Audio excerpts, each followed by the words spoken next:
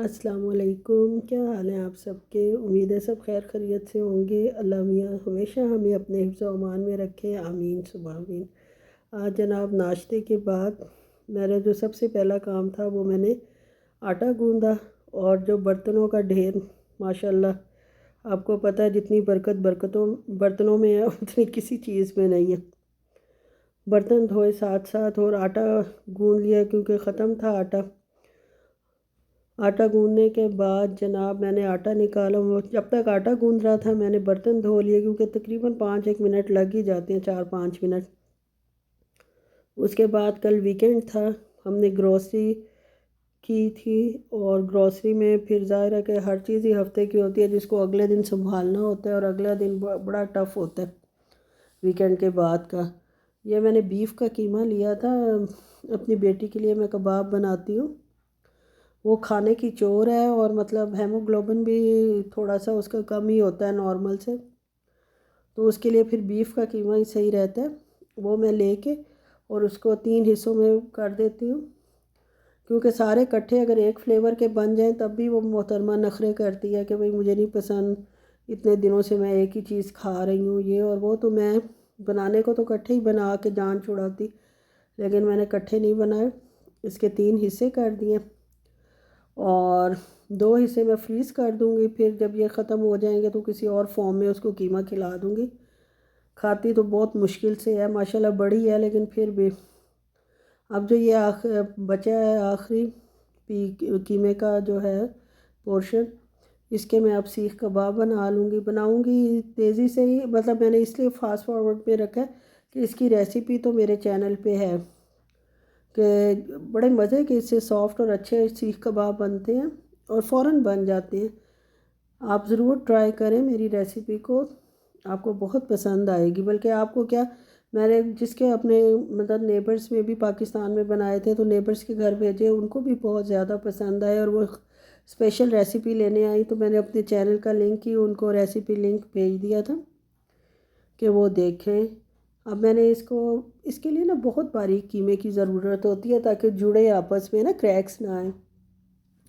आज मैंने इसमें थोड़ी सी जो चेंज की है, वो शान का तिक्का मसाला जो है ना, वो मैंने 1 टेबल स्पून भर कर डाल दिया है। उससे ये है कि थोड़ा सा टेस्ट जो है फ़र्क आ जाएगा उसमें, और उसको लगेगा कि नई रेसिपी से बने हैं।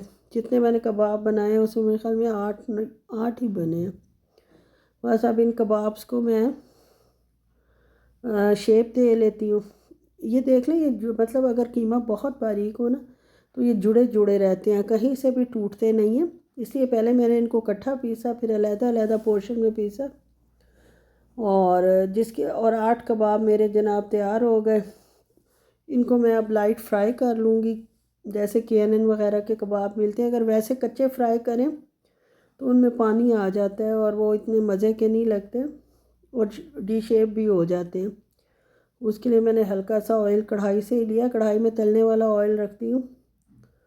उसी ऑयल्स में मैंने ये 4 कबाब जो हैं वो फ्राई कर लिए। फुल फ्राई नहीं किए, ओनली 1/3 फ्राई कह लें, हाफ़ टन कह लें। वो इसलिए कि एक तो डी शेप नहीं होंगे, दूसरा इनमें पानी नहीं आएगा, और जब दोबारा मैं इनको डीफ्रॉस्ट कर जब बनाने होते हैं पहले निकाल के रख दो या 30 सेकंड पे डीफ्रॉस्ट करके आप उसको मतलब फ्राई कर लेते हैं। तो अक्सर दाल घर में बनी हो या कुछ हो, खा तो फिर दूसरों को भी बंदा दे देता है, लेकिन यह है कि स्पेशली बनाती मैं अपनी बच्ची के लिए ही हूँ। बस कबाब फ्राई हो गए, जो ऑयल बचा था वो वापस कढ़ाई में मैंने डाल दिया। आज क्योंकि मैंने नहाना भी था और ऑयलिंग भी करनी थी, उसके लिए ये पैराशूट का जो ऑर्गेनिक ऑयल है ना, वो मैंने लिया।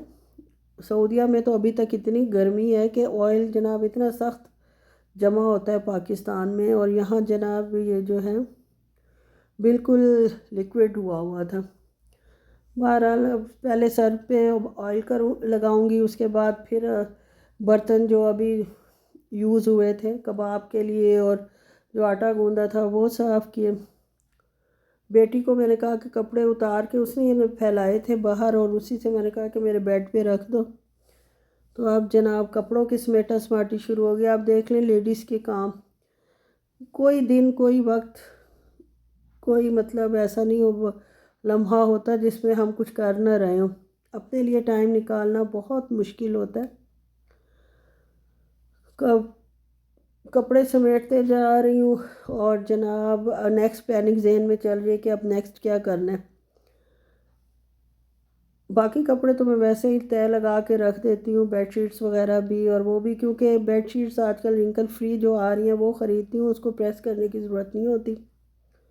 कपड़े मतलब अपनी अपनी जगह पे रखने के बाद वही जो 2 सूट मैं रोज़ करती हूँ जब तक ख़त्म नहीं हो जाते अपने हस्बैंड के सूट जो हैं वो मैं फटाफट प्रेस करके किचन में जाऊंगी। अभी सफाई जो है वो बंगाली कर गया था फ्राइडे वाले दिन काम, हफ्ते में एक दिन आता है और डिटेल सफाई कर जाता है। कैबिनेट्स वगैरह उससे साफ़ करवा लेती हूँ, वॉशरूम बहुत अच्छे से धुलवा लेती हूँ, यानी उसका मिरर वगैरह और जो एसेसरीज़ उसमें हैं वो सारा कुछ। तो लेकिन 2 दिन फ्राइडे को आया था और फ्राइडे और सैटरडे जो है हम लोग बाहर जाते हैं। सैटरडे को भी गए थे तो उस दिन तो कोई काम हुआ नहीं। आज फिर ये सारे जो ऊपर वाले काम समेटने के बाद फिर मैं किचन में आ गई हूँ। हस्बैंड क्योंकि करीबी होते हैं तो वो लंच करने घर ही आ जाते हैं। दोपहर चाय का सा ले जाते हैं, हल्का फुल्का स्नैक और साथ चाय का सामान ले जाते हैं। और अब वो खाना खाने आए थे तो उनके लिए थोड़ा सा सैलेड तैयार कर रही हूँ। अनियन और टमाटर ही हैं मेरे पास, कल खीरे लेने मुझे याद ही नहीं रहे। तो बिरयानी मेरी पहले की बनी हुई थी, एक दिन पहले बनाई थी मैंने, वही बिरयानी और वो सैलेड उनको दे दिया। सब काम करने के बाद अब थोड़ी थोड़ी एनर्जी में मुझे ना कमी लग रही थी अपने, और भूख भी लग रही थी, लेकिन नहाने के बाद ही मैंने खाना खाना था और टाइम भी नहीं हुआ था अभी। तो मैंने कहा स्ट्रॉबेरी का मिल्क शेक बनाती हूँ, ये भी मैं कल लेके आई थी, फ्रेश स्ट्रॉबेरीज़ हैं। तो शुगर मैं डालती नहीं हूँ, इसकी जगह मैंने एक खजूर डाल ली है सीड निकाल के, और 4 स्ट्रॉबेरीज़ डालूँगी। खजूर बहुत मीठी है तो एक से ही गुजारा हो जाता है बस। और साथ ये मैं स्किम मिल्क यूज़ करती हूँ। ये जनाब मेरा मिल्क शेक तैयार हो गया, उसको पीने के बाद और थोड़ा सा मैंने ड्राई फ्रूट भी साथ लिया था। उसके बाद जो कल ये ग्रीन चिलीज़ लाई थी उनकी डंडियाँ उतार के उनको सेव कर लूँगी ताकि काफ़ी अर्सा चल जाती हैं। असल में मैं पाकिस्तान अपने हस्बैंड से 15 दिन पहले चली गई थी, तो मैं पीछे से ये सारा कुछ तैयार करके रख गई थी अगर इनको ज़रूरत हो तो, लेकिन इन्होंने उसको बिल्कुल यूज़ नहीं किया। वो वैसे की वैसे ही पड़ी हुई थी, कहते जो तुम सालन बना गई थी वही ख़त्म इतनी मुश्किल से हुए कि कुछ बनाने की ज़रूरत ही नहीं पड़ी। वो जो दूसरे डब्बा आपको नज़र आ रहा है उसमें वो पाकिस्तान जाने से पहले जो मैं चिलीज़ रख गई थी वो पड़ी हुई हैं। बहरहाल उनमें से कुछ तो ख़राब हो गई थी, 1.5 महीना तो हो गया इनको पड़े हुए। कुछ जो सही थी वो मैं इन्हीं में ही शामिल कर लूँगी और ये काफ़ी अर्सा चल जाती हैं। तीखी वाली ये मिर्च है, इंडिया की है, बहुत तेज़ मिर्च है, लेकिन ये है कि इससे टेस्ट अच्छा आता है, मतलब तीखापन सालन में आ जाता है, फीका फीका सा बेजायका सा सालन नहीं लगता। इसके अलावा आपको पीछे कॉर्नफ्लेक्स नज़र आ रहे हैं, ये भी मैंने मतलब वीकेंड पे ही ख़रीदे थे, ऑफ़र में लगे हुए थे। वैसे तो काफ़ी महंगे थे लेकिन 19 रियाल के मुझे मिल गए। अब ये जो डब्बा है इसमें से देखें जनाब, काफ़ी मिर्चें तो ख़राब हो गई थी, मतलब जिनमें हल्का सा भी वो था वो मैंने निकाल दी, और जो सही वाली थी, जो अभी कुछ सही थी 4-5, वो मैंने जो मैं डब्बा मतलब अब बनाया नया उसमें डाल रही हूँ और इनको पहले यूज़ कर लूँगी ताकि ना जितनी मतलब दुख तो होता है वेस्ट कोई भी चीज़ हो, और ख़राब चीज़ भी ज़ाहिर है बंदा यूज़ नहीं कर सकता। तो बस यही थोड़ी सी 4-5 सही निकली थी, उनको मैंने रख लिया, बाकी ये सारी जो मैं डिस्कार्ड कर दूँगी, फेंक दूँगी। और अब जो पीछे आपको नज़र आ रहा है पैकेट, इसमें ओजरी है, ये भी कल हमने मदीना से ली थी, और इसको अब जो है वो मुझे काट के बनाना है।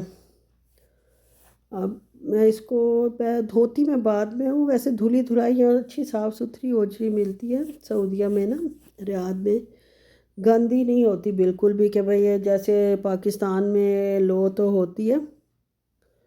तो इसको मैं 10 रियाल की मुझे मिली थी।